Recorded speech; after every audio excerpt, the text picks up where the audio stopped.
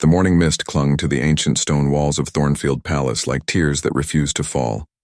Inside the grand estate, Prince Edward stood motionless before the tall windows of his private study, watching groundskeepers prepare the palace gardens for what would be the most difficult day of his life. His reflection in the glass showed a man aged beyond his 42 years, his usually bright eyes now dulled by grief that had settled into his bones over the past 3 weeks.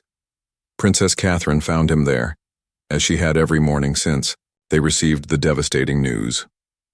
Her own face bore the marks of sleepless nights, but her posture remained resolute. The royal training that had been drilled into them both since childhood now served as their armor against the crushing weight of personal loss. She approached quietly, her silk dress rustling softly against the marble floor, and placed a gentle hand on his shoulder. "The arrangements are complete," she whispered, her voice barely audible in the vast room. "The cathedral will be ready by noon." Edward nodded without turning from the window. They both knew that in a few hours they would have to transform their private agony into a public display of dignified farewell. The cameras would capture every moment, every tear, every breath, as they said goodbye to someone who had been the cornerstone of their family. The palace staff moved through the corridors with unusual quietness, their footsteps muffled by thick carpets that had witnessed generations of royal celebrations and sorrows. Servants who had worked in the palace for decades found themselves wiping away tears as they polished silver and arranged flowers. Even the kitchen staff, usually bustling with activity, worked in respectful silence as they prepared refreshments for the hundreds of dignitaries who would attend the ceremony. Catherine's lady-in-waiting entered the study carrying a black dress bag and a small jewelry box.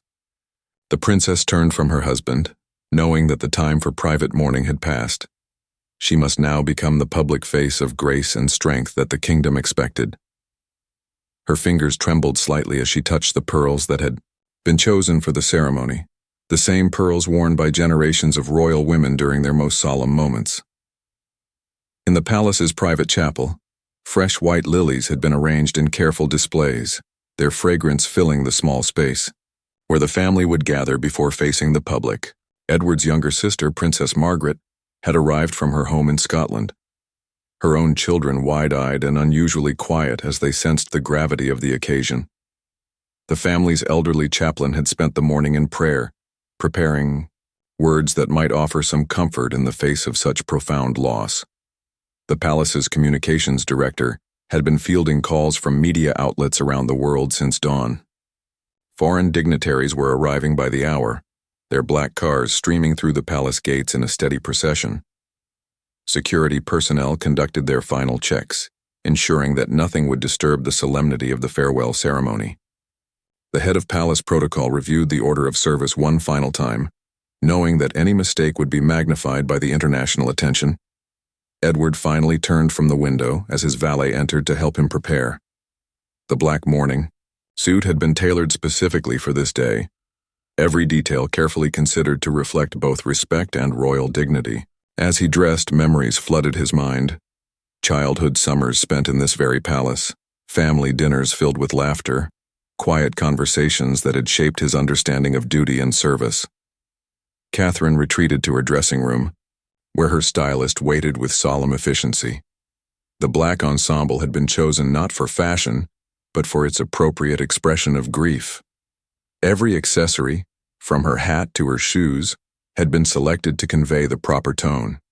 As she looked at herself in the mirror, she saw not just a grieving daughter-in-law, but a woman who would need to carry herself with the dignity expected of her position. The palace bells began their slow, measured toll, echoing across the grounds and into the surrounding city. Citizens who had gathered outside the palace gates stood in respectful silence, many holding flowers and handwritten notes of condolence. The sound of the bells seemed to settle over the entire kingdom like a blanket of shared sorrow, uniting people in their common grief and respect. In the final moments before they would leave their private quarters, Edward and Catherine stood together in their sitting room, surrounded by family photographs and personal mementos. They held each other's hands tightly, drawing strength from their partnership as they prepared to step into the public eye. The weight of representing not just their own grief, but the grief of an entire nation pressed upon their shoulders like a royal mantle they had never wanted to wear. The ancient cathedral of St. Bartholomew rose majestically against the cloudy sky, its Gothic spires reaching toward heaven like prayers carved in stone. For over 800 years, this sacred space had witnessed the most significant moments in royal history, coronations, weddings, and farewells. Today, it would serve as the final earthly gathering place for someone who had dedicated her life to service and duty. Inside the cathedral, florists had worked through the night to create arrangements that balanced mourning with celebration of a life well lived. White roses, symbolizing remembrance and eternal love, flanked the altar alongside deep purple orchids that spoke of dignity and respect. The fragrance of the flowers mingled with the familiar scent of aged wood and centuries of prayer, creating an atmosphere of reverent beauty. Prince Edward and Princess Catherine arrived at the cathedral in a horse-drawn carriage, a tradition that connected this moment to countless royal ceremonies of the past. The clip-clop of hooves on cobblestones provided a rhythm that seemed to match the beating of their hearts. Catherine's black hat cast a shadow across her face, but those who caught glimpses of her expression saw only composed strength, despite the tears that threatened to fall. The cathedral's massive doors opened to reveal an interior transformed by candlelight and flowers. Representatives from every corner of the kingdom had gathered, from government ministers to community leaders, from longtime palace staff to ordinary citizens whose lives had been touched by royal service. The diversity of the congregation reflected the broad impact of the life they had come to honor. Edward helped Catherine from the carriage, his hand steady despite the tremor he felt inside. As they walked up the cathedral steps, they could hear the soft murmur of the crowd that had gathered outside, thousands of people who had come to pay their respects. The weight of their shared grief seemed to press against the cathedral walls, a testament to the deep affection the people held for their royal family. The cathedral's choir, dressed in pristine white surplices, had rehearsed for weeks to ensure their musical tribute would be perfect. Their voices would carry hymns chosen specifically for their meaning, songs of comfort, hope, and eternal rest. The organist, a master of his craft, prepared to play melodies that had comforted mourners for generations, each note carefully selected to honor both tradition and the unique spirit of the person being remembered. Foreign royalty and heads of fire, state filled the front pews, their own black attire creating a sea of respectful mourning. The Queen of Denmark sat beside the President of France, while the Emperor of Japan conversed quietly with the Prime Minister of Canada. Despite their different languages and cultures, they were united in their recognition of a life devoted to service and the dignity with which this farewell was being conducted. Catherine's parents had traveled from their country estate, their faces showing both pride in their daughter's composure and their own deep sorrow. They watched as Catherine and Edward took their places in the front pew, marveling at how their daughter had grown into her role as a pillar of strength during this most difficult time. Her grace under pressure reminded them of the qualities that had first attracted Edward to her years ago. The palace chaplain approached the ornate pulpit, his aging hands trembling slightly as he arranged his notes. He had served the royal family for over 30 years, conducting christenings and confirmations, but never had his words carried such weight. The eulogy he had prepared balanced personal memories with public accomplishments, painting a portrait of someone who had lived with purpose and dignity. As the service began, sunlight filtered through the cathedral's stained glass windows, casting colorful patterns across the stone floor. The light seemed to dance with the flickering candles, creating an ethereal atmosphere that spoke of transcendence and eternal peace. Several attendees later remarked that the play of light and shadow felt like a gentle benediction, a sign that their departed loved one was at peace.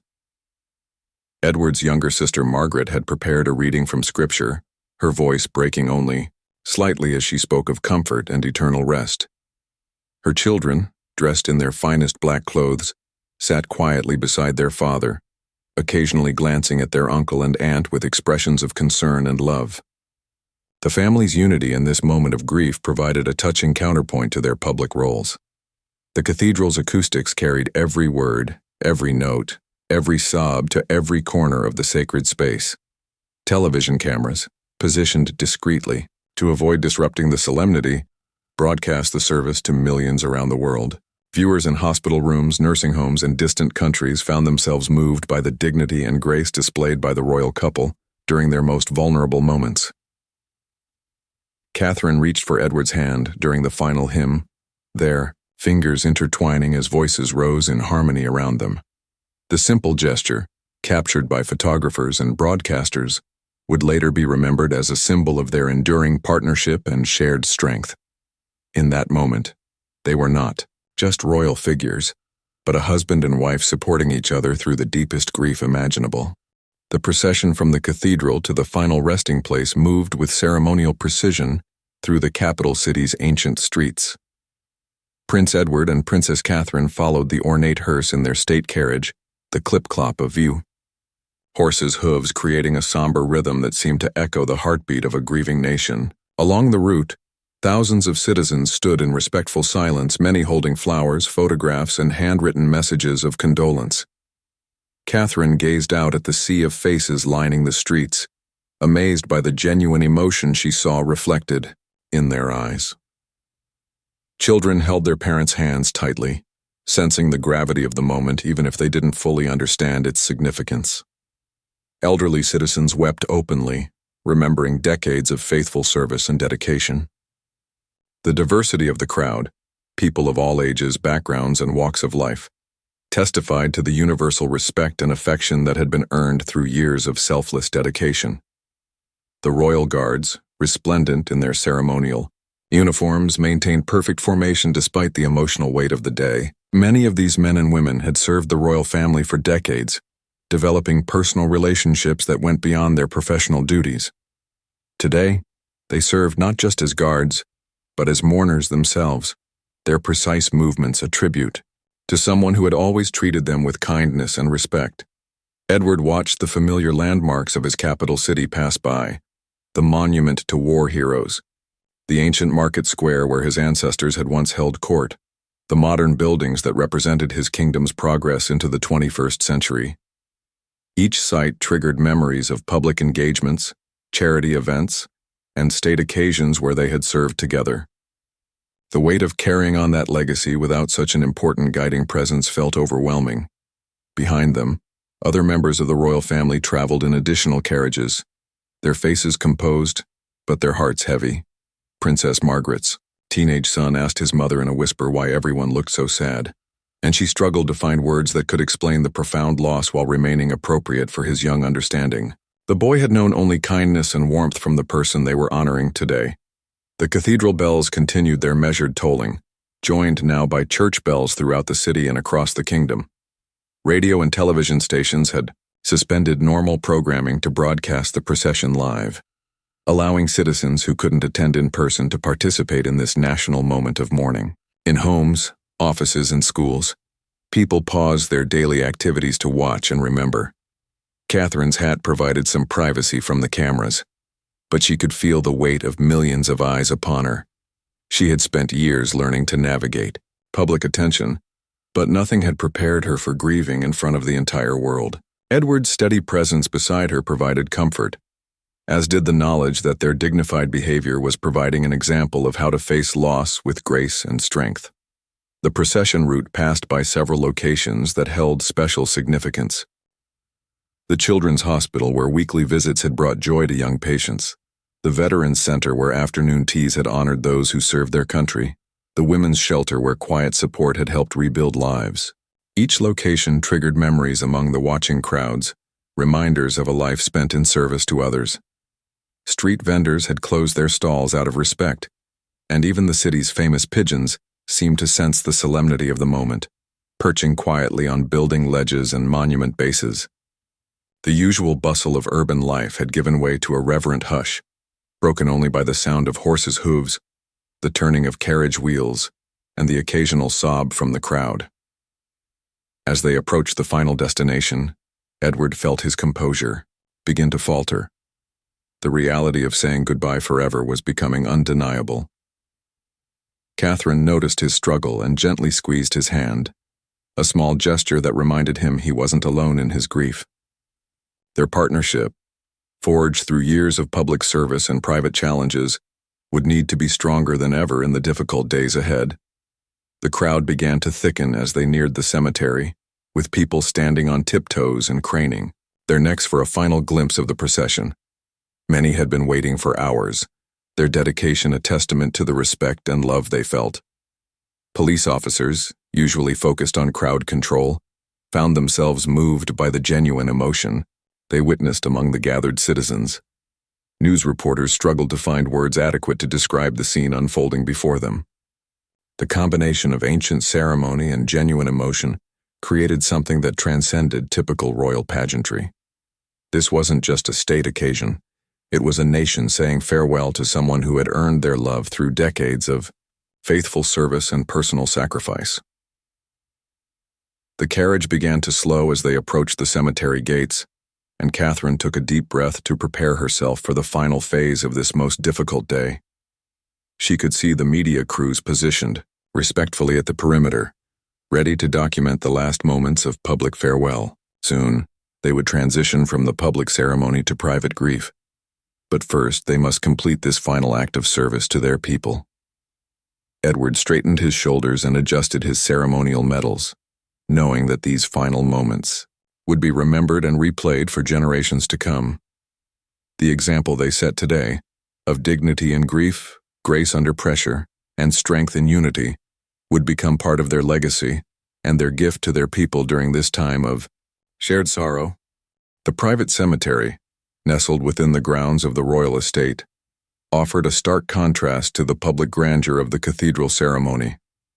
Ancient oak trees provided a natural canopy over weathered headstones that marked the resting places of generations past. Here, among family members who had served the crown for centuries, the final farewell would take place away from cameras and crowds, allowing for genuine emotion to flow without the constraints of public expectations. Prince Edward and Princess Catherine walked slowly along the gravel path, their footsteps the only sound breaking the peaceful silence. The weight of the moment pressed upon them differently now. No longer performing their grief for public consumption, they could finally allow their composed facades to crack. Catherine's shoulders trembled slightly, and Edward's breathing became irregular as they approached the prepared gravesite surrounded by an abundance of white flowers. The immediate family had gathered in a small semicircle around the burial site.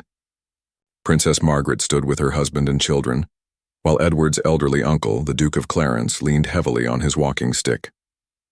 The family chaplain, who had known them all since childhood, prepared to offer final prayers in the intimate setting where genuine emotions could be expressed without fear of judgment or misinterpretation.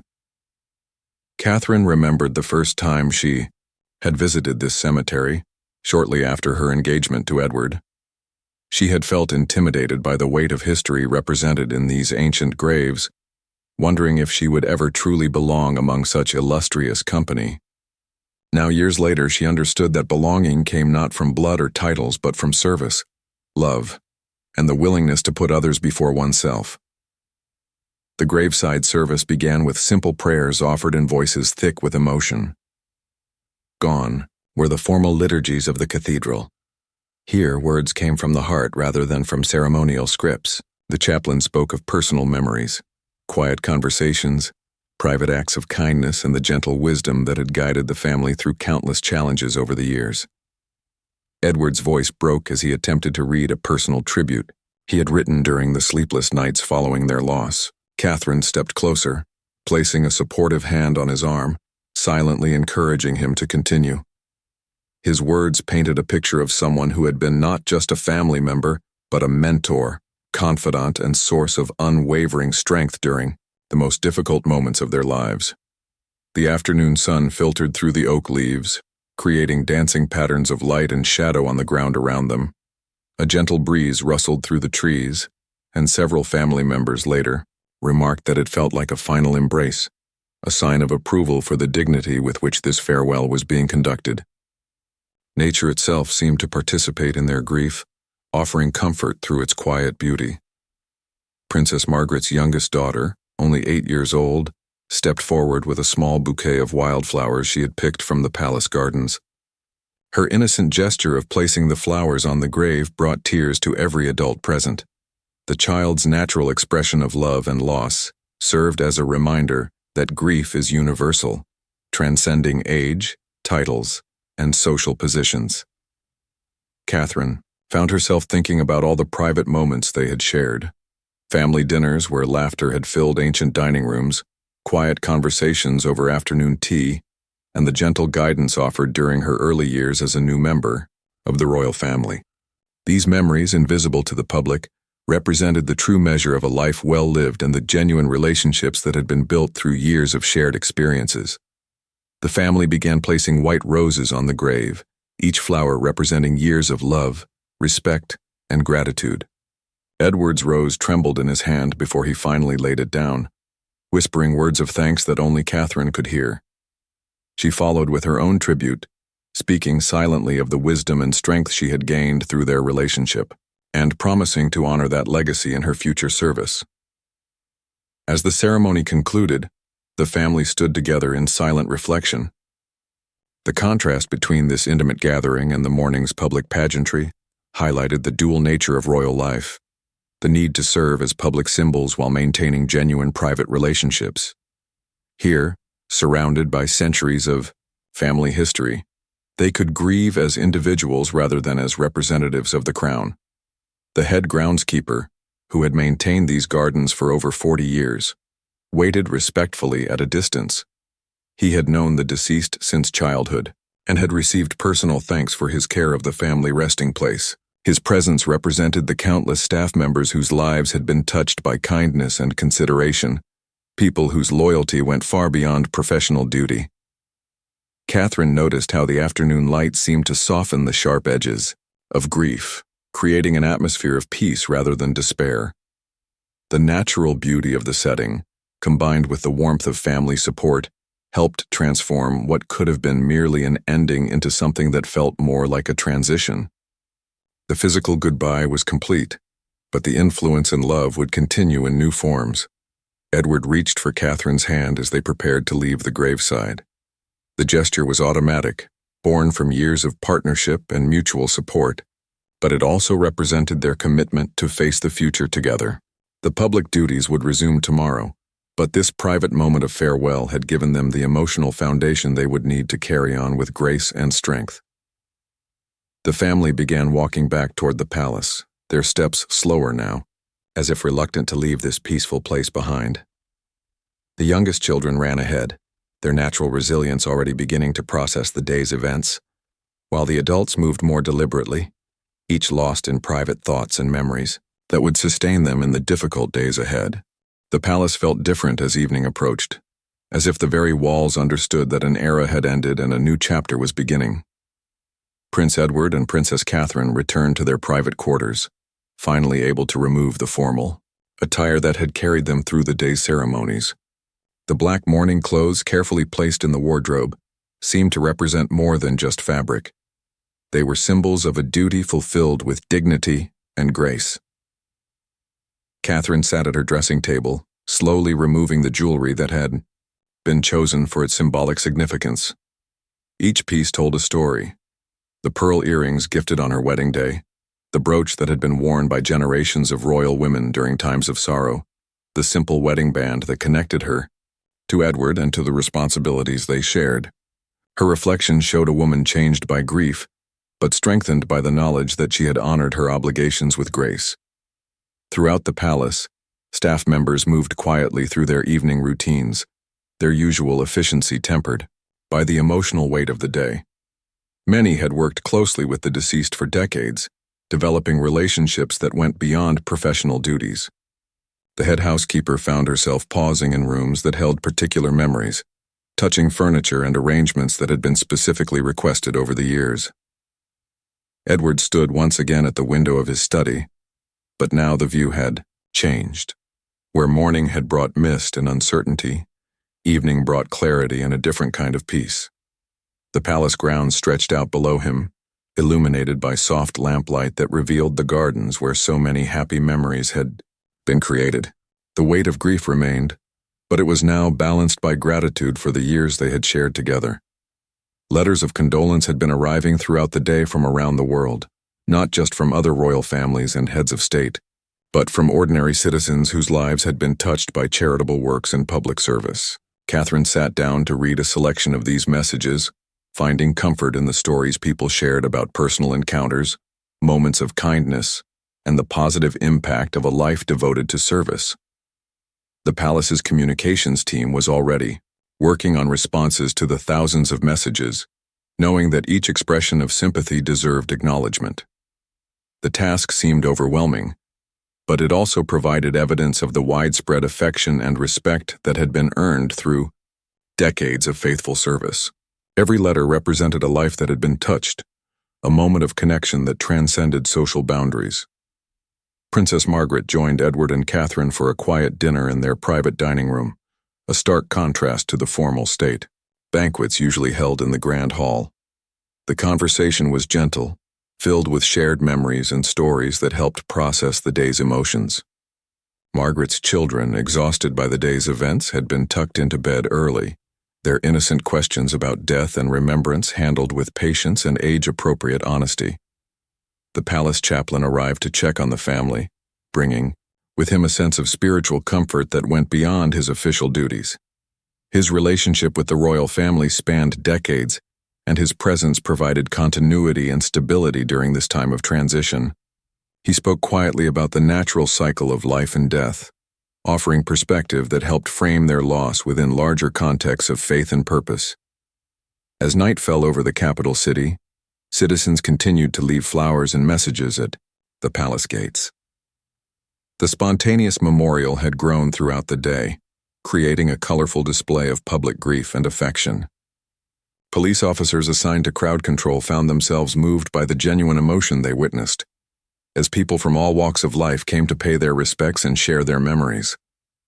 Catherine walked through the palace corridors, visiting rooms that held special significance. In the library where afternoon teas had been shared, she touched the chair that had been favored for its comfort and good light. In the conservatory where flowers had been arranged together, she breathed in the familiar fragrance of roses and jasmine. Each space held memories that would need to be treasured and preserved as part of the family's history. The evening news broadcasts began their coverage of the day's events, and Edward chose to watch, curious about how their private grief had been perceived by the outside world. The commentary was respectful and thoughtful, focusing on the dignity displayed throughout the ceremonies and the genuine emotion that had been evident despite the formal protocols. Several reporters noted that the royal couple's behavior had provided an example of how to face loss with grace and strength. International newspapers were already preparing their coverage, with headlines praising the grace under pressure and dignity in grief that had characterized the day's events. Editorial writers struggled to find words that could capture the combination of personal sorrow and public service that had been displayed. The consensus seemed to be that the royal family had demonstrated the best qualities of leadership during their most difficult hour. Catherine found herself thinking about the future, the charitable works that would need to continue, the public engagements that would require their presence, and the way their shared grief might actually strengthen their ability to connect with others facing similar losses. The person they had laid to rest had taught them that service to others could provide meaning and purpose even during the darkest times. Edward joined Catherine in their sitting room, where a fire had been lit to ward off the evening chill. They sat together in comfortable silence, processing the day's events and beginning to imagine how they would carry forward the legacy of service and dedication they had inherited. The grief remained, but it was now accompanied by a sense of purpose and determination to honor the memory of someone who had devoted her life to others. The palace settled into evening quietness, but both Edward and Catherine knew that sleep would be elusive. The transition from public ceremony to private reflection had left them emotionally drained, but also strangely energized by the knowledge that they had fulfilled their duties with dignity and grace. Tomorrow would bring new challenges, but tonight was for remembering, grieving, and beginning the long process of healing. 3 weeks after the funeral, Prince Edward and Princess Catherine found themselves establishing new rhythms in a world forever changed by loss. The palace had returned to its normal operations, but both understood that their approach to royal duties would be different now, informed by grief strengthened by the example they had witnessed, and deepened by their understanding of life's precious fragility. Catherine stood in the conservatory where she and her departed family member had spent countless hours discussing charity work and public service. The plants continued to grow and bloom, indifferent to human sorrow yet somehow comforting in their steady persistence. She had decided to continue the weekly flower arrangements that had been such a source of joy, seeing them now as a living memorial to someone who had found beauty and purpose in life's simple pleasures. Edward had thrown himself into reviewing the various charitable foundations and patronages that needed continued support. Reading through files and correspondence, he discovered the remarkable scope of influence and care that had been quietly exercised behind the scenes. Letters from hospital patients, scholarship recipients, and community leaders revealed a network of personal connections that had made real differences in countless lives. The morning mail brought a particularly touching letter from a young woman who had received educational support through one of the royal charities. She wrote about graduating from university and beginning her career as a teacher, crediting not just the financial assistance, but the personal encouragement she had received during difficult times. Catherine wiped away tears as she read, understanding more clearly how individual acts of kindness could create ripple effects that lasted for generations. Their first public engagement since the funeral was a visit to a children's hospital, a location chosen specifically because it had been a favorite cause of the person they had lost. Catherine felt nervous as they approached the building, wondering if she could maintain her composure while seeing the young patients who had brought such joy during previous visits. Edward squeezed her hand as they entered, both drawing strength from their shared commitment to continuing this important work. The children's reactions surprised them both. Instead of awkwardness or sadness, they encountered genuine excitement and affection. The young patients seemed to understand instinctively that Edward and Catherine were carrying on something important, and their enthusiasm provided healing energy that neither had expected. A 7-year-old girl presented Catherine with a drawing she had made, showing angels watching over people who were sad, and Catherine realized that wisdom often came from unexpected sources. The hospital staff noticed a difference in the royal couple's approach. They spent more time with individual patients, listened more carefully to stories and concerns, and seemed more present in each interaction. The grief they had experienced had opened their hearts in new ways, making them more sensitive to others' struggles and more appreciative of moments of connection and joy. News coverage of their return to public duties focused on their evident growth and maturity. Editorial writers noted that the couple appeared to have gained depth and authenticity through their experience with loss. Their interactions with the public seemed more genuine, their speeches more heartfelt, and their commitment to service more obviously personal, rather than merely dutiful. Catherine began writing in a journal, recording memories and lessons learned from their departed family member. The process helped her organize her thoughts and identify principles that could guide their future decisions. She wrote about the importance of treating everyone with dignity, the power of small gestures of kindness, and the way genuine care for others could provide meaning and purpose during difficult times. The palace staff had also been affected by the loss, and Edward made time to meet individually with longtime employees who had worked closely with the deceased. These conversations revealed stories he had never heard, acts of personal kindness, moments of humor, and the quiet ways that leadership could be exercised through example rather than authority.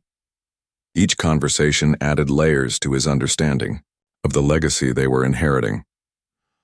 Evening walks through the palace gardens became a new routine for the royal couple. The outdoor time provided space for reflection and conversation, away from the formal constraints of their official duties. They often discussed how to honor the memory of their loved one, while also making their own unique contributions to royal service. The garden setting seemed to encourage honesty and vulnerability that strengthened their partnership. Letters continued to arrive from citizens sharing their own experiences with loss and their appreciation for the example Edward and Catherine had set during their time of grief. Many wrote about finding strength in the dignity and grace they had witnessed, using it as inspiration for facing their own challenges. The correspondence revealed how public figures could provide comfort and guidance simply through their behavior during difficult times. International recognition began arriving as well. Other royal families sent messages of respect for how the funeral had been conducted, and diplomatic representatives noted the positive impression created by the combination of traditional ceremony and genuine emotion. The successful balance of public duty and private grief had enhanced rather than diminished their reputation on the world stage. As autumn arrived at the palace, Edward and Catherine found themselves changed by their experience but not broken by it. The acute pain of loss had evolved into a deeper appreciation for the time they had shared together, and a stronger commitment to the values they had learned. Their love for each other had been tested and strengthened, and their understanding of their royal roles had been enriched by personal experience with life's most profound challenges. The palace gardens showed signs of seasonal change, with leaves beginning to turn golden and preparations underway for winter. But in the conservatory, the flowers continued to bloom under Catherine's careful attention, creating beauty that would persist through the darker months ahead. Like their own healing process, the garden represented continuity, growth, and the possibility of finding light even during life's most difficult seasons. Standing together at the window of Edward's study, they looked out over grounds that held memories of sorrow and joy, understanding that both were part of life's natural rhythm. Their mourning had been completed with grace and dignity, but their love and service would continue, informed by loss, but not limited by it, strengthened by grief, but not defined by it, ready to face whatever challenges and opportunities lay ahead.